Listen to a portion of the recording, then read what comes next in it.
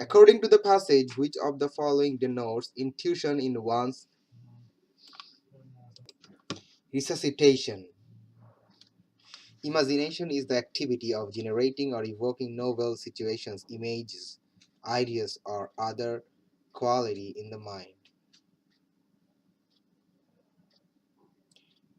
It is a characteristically subjective or intuitive or instinctive activity rather than a direct or passive experience. The term imagination is technically used in psychology for the process of reviving or resuscitating in the mind percepts of objects formerly given in the sense perception.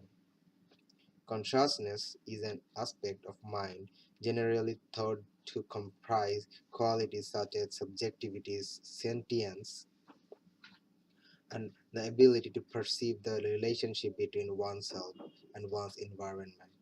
And materialism argues that the mind is identical to physical processes of brain. Idealism posits that only mental phenomena exist. So choice 1 and 2 both are defined in a different way, having less specification with respect to the question given.